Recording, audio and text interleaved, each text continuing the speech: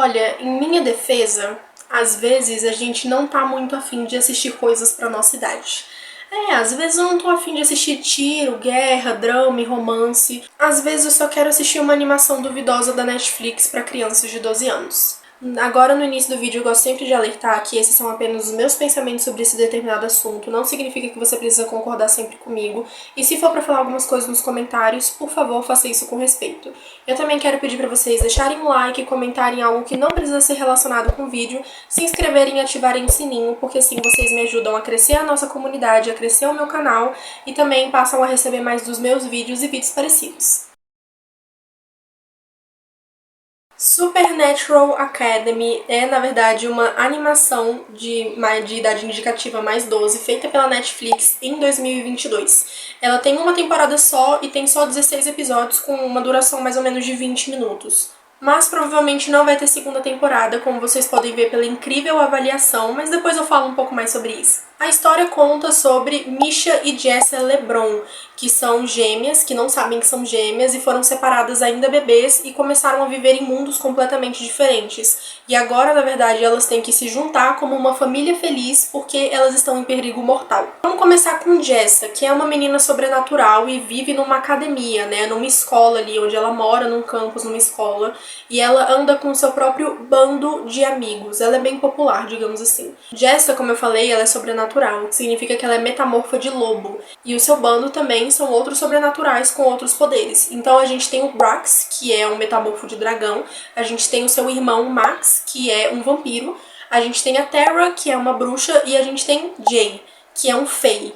Fey, pelo que eu entendi, é como se fosse um pouco... tipo, como se fossem seres parecidos com fadas ou elfos. Jay controla as plantas, então eu acredito que seja mais ou menos isso. E a Jessa, digamos que se mete em muitas confusões, mas ela sempre se livra dessas confusões simplesmente porque o pai dela faz parte do Conselho Mundial Sobrenatural, o que significa que ele tem um cargo acima do cargo do diretor da escola, e aí ela acaba se safando de todas as coisas que ela faz. Então, como a gente pode perceber, ela é um pouco impulsiva, meio egoísta, digamos que ela é como se fosse a líder do bando dela. Enquanto isso, a Misha acha que é uma menina normal de Nova York, só que ela se muda muito com a mãe dela, de tipo assim, muito mesmo. Então a mãe dela não explica por que elas estão se mudando muito, ela também não fica questionando muito, então ela só aceita. E aí, por conta disso, ela não consegue criar laços fortes com ninguém em nenhuma cidade, mas dessa última vez em que ela se mudou para esse último lugar de Nova York, ela acabou conseguindo criar laços um pouco mais fortes com uma menina chamada Ali. Então um dia, mais uma vez, como a Misha estava acostumada, elas saíram no meio da noite para se mudar.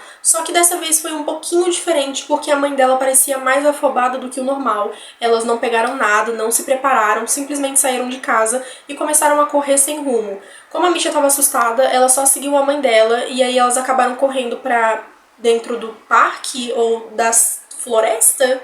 Sinceramente, eu não sei se Nova York tem floresta, então eu não faço a mínima ideia. Enfim, aí as duas acabam chegando meio que em uma barreira protetora que separa o mundo real do mundo dos sobrenaturais. E aí a Jessa e a Misha se conhecem pela primeira vez e acabam descobrindo tudo que eu falei, né? Acabam que eles explicam, né, que a Misha, na verdade, também é uma metamorfa de lobo e que as duas têm a marca do dragão, que é uma marca super repudiada no mundo dos sobrenaturais. Então, quando as crianças nascem, os pais têm que verificar se as crianças têm essa marca do dragão, e se elas tiverem, elas têm que ser entregues para o governo, e aí elas passam a morar em claustros. O claustro, na verdade, é como se fosse um lugar controlado para essas crianças, né? Então elas podem ter os poderes que elas já têm naturalmente, só que elas vivem contidas de alguma forma para não prejudicarem as pessoas sobrenaturais que vivem ali no mundo real, né? E esses outros sobrenaturais, eles repudiam essa marca justamente porque na história deles disse que muito tempo atrás, um milênio atrás, eles viviam em reinos, né, grandes, e eles viviam em harmonia, em grandes quantidades de sobrenaturais. E aí chegou um dia que veio um dragão chamado Rei Dragão, e aí começou a dizimar tudo e a matar todo mundo, e esses reinos tiveram que se unir para matar esse rei. Só que aí eles não conseguiram matar, né? Eles só conseguiram conter esse rei dragão. E antes dele ser completamente contido, ele soltou meio que uma praga entre os sobrenaturais, falando que quem nascesse com a marca do rei dragão ia ser meio que a chave para o retorno retorno dele depois de um grande tempo. E aí, como eu disse, né, esses sobrenaturais, eles vivem meio que um domo de proteção. Isso porque tem alguns sobrenaturais que não conseguem se passar por humanos, que têm características que seriam consideradas anormais, como colorações de peles diferentes. Então a história segue a linha de a Misha tá tentando achar o seu lobo interior porque ela não conseguiu se transformar até agora e ela tem mais de 16 anos, enquanto o bando se mete em várias confusões e acaba descobrindo várias coisas do que o vilão está tramando. Então, eu não sei nem por onde começar com essa bomba, eu não sei nem por que comecei a assistir isso. Se eu soubesse que ia me dar tanto trabalho pra gravar um vídeo, eu nem tinha visto. Olha, vamos começar com a arte. A arte da animação é muito legal, eu gosto, é bonitinha. A animação em si, nem tanto. Tipo assim, eu acho que se eu fosse uma criança de 12 anos, talvez eu tivesse satisfeita. Então eu acho que é isso que importa. E assim, pelo que eu pesquisei, essa animação, na verdade, ela vem de uma trilogia de livros. Que, assim, eu vou falar tudo da boca pra fora, porque eu não li os livros, eu não conheço o autor, então eu não sei de nada. Mas aparentemente a idade indicativa também é mais 12, então acho que os produtores não tiveram que fazer grandes mudanças ali na história. Pelo que eu também vi, cada livro se passa em um ano, então ele é escrito ano 1. Acho que são os 3 anos do ensino médio delas, porque elas começam com 15 e 16 anos, que é mais ou menos o primeiro ano do ensino médio. Na verdade, quando eu fui pesquisar de novo, eu percebi que talvez essa série de livros seja maior do que eu pense. Então, eu vi uma box de 5 livros, mas na verdade eu não sei se são só 5 livros ou se tem muito mais, porque todos eles parecem fazer parte da mesma série. E aí eu já adianto aqui que sim, eu fiquei insatisfeita. Por que eu fiquei insatisfeita? O ponto principal é porque eu tenho 21 anos e essa série foi feita para crianças de 12. Então é óbvio que eu fiquei insatisfeita. Eu não sei como as crianças barra adolescentes veem essa série, né? Mas, tipo, eu acho que eu tive algumas visões um pouco críticas demais, quando na verdade era só para me divertir. Só que o problema é que pra mim as cenas, elas não tinham coligação, não tinha um momento onde, tipo, tinha a transição do que eles estavam fazendo. Eles simplesmente estavam aqui fazendo alguma coisa e de repente eles apareciam na outra cena fazendo outra coisa. E aí eu acho que isso me incomodou bastante, porque você fica um pouco perdido. E assim, volta um pouco do sentimento que eu tive quando eu li os livros da Escola do Bem e do Mal, onde eu tive que lidar lendo 6 livros com adolescentes mimados que acham que sabem de tudo e podem lidar com todas as situações. Então, essa série é a mesma coisa. São adolescentes que acham que são muito fodásticos e muito mais poderosos e espertos do que adultos. E eu entendo que isso também faz parte, porque, de certa forma, sim, alguns adolescentes são assim. Veja bem, alguns. Mas também eu acho que, claro, se não fosse por isso, não teria história. Não sei, acho que na verdade isso é um pouco de uma crítica minha sobre algumas histórias no geral e não só sobre essa série, né? E tipo assim, eu sei que às vezes eu sou um pouco chata com isso, justamente porque a gente precisa desse adolescente rebelde pra fazer as coisas erradas e sair uma história disso, mas eu acho que a gente poderia começar a pensar numa maneira um pouco menos óbvia de se fazer isso. E agora eu chego na parte que eu não queria falar, que eu nem deveria falar, mas infelizmente eu tenho, que assim, eu tenho uma pequena ideia do porquê as avaliações dessa série são tão baixas. E além do fator de adultos assistindo a série, colocando críticas demais sobre uma série que era pra ser de uma criança, também existe o fator dos adultos que acham que a série é lacração. Simplesmente porque essa série é LGBTQIAP+. Isso significa que tem personagens que são retratados dessa forma e que são retratados muito bem para pessoas dessa idade. Então é justamente por isso que tem a idade indicativa, sabe? E tá completamente correta, sabe? Pessoas dessa idade conseguem entender sobre isso. Então, o personagem Jay, que eu falei, tem os pronomes elo-delo. E completamente certo. São pessoas normais que existem na vida real e deveriam ser retratadas normalmente dentro de séries. Além disso, a personagem Ali, que eu comentei, ela também, não sei se ela é lésbica, mas de alguma forma ela gosta de mulheres, e isso é retratado na série de uma forma bem suave. E aí, é claro, os pais conservadores que veem seus filhos nessa idade assistindo essa série ficam preocupados e ficam falando que essas terminalidades e representatividades só estão sendo colocadas na série porque esse grupo precisa de visibilidade.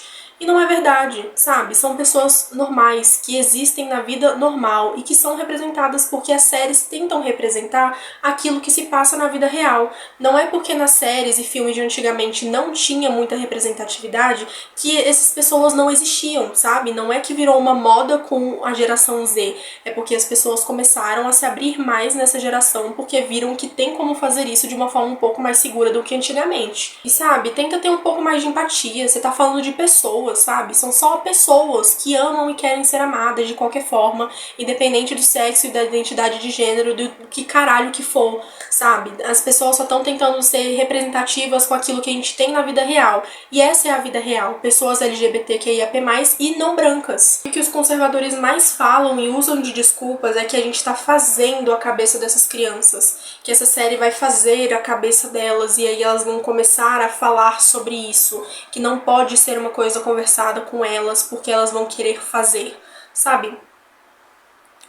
Pode ter certeza que quanto mais você esconde as coisas do seu filho, mais ele vai procurar sozinho. E pode ter certeza de que quando ele descobrir essas coisas na vida real, ele não vai falar com você. Ele vai falar na internet, que é o pior lugar para ele se estar. Então, esse é um assunto que sim deveria ser conversado no núcleo familiar desde muito cedo, porque é uma coisa que não deveria ser repudiada como a gente vê que ainda é nos dias de hoje. Talvez, se a gente conversasse mais com as crianças e conversasse mais enquanto elas estão crescendo, elas aprendessem desde cedo a cultivar esses laços, sabe? A entender que são pessoas, e simplesmente pessoas, independente da forma que elas amam. Então, 12 anos é mais do que o suficiente para as crianças entenderem que gays, lésbicas e a comunidade LGBTQIAP+, existe e que deveria ser respeitada em todos os seus sentidos, que tem direitos igual a todas as outras pessoas, inclusive de amar. E assim, eu acho que na verdade essa série, ela tem muito potencial, sabe? Se você tira as críticas de adulto dessa série, e se você meio que ignora essa parte de adolescentes mimados e também da falta de coligação entre as cenas, você consegue perceber que na verdade a história é muito legal. Tipo, na verdade eu consigo imaginar essa história com um teor um pouco mais 16, assim, com um pouco mais de suspense, mas aí eu acho que é só a minha cabeça de adulto falando. Eu acho que na verdade é uma história que tem muito potencial, só que os conservadores acabaram com ela. E eu não sei se vale a pena ler os livros, porque eu não li, como eu falei, e eu não sei se vale a pena ler, porque não tem, esses livros não são publicados em português no Brasil. Significa que mesmo que você comprasse de fora, ele estaria em inglês, então isso já é uma grande barreira para alguns brasileiros que, enfim, não têm esse conhecimento dessa língua.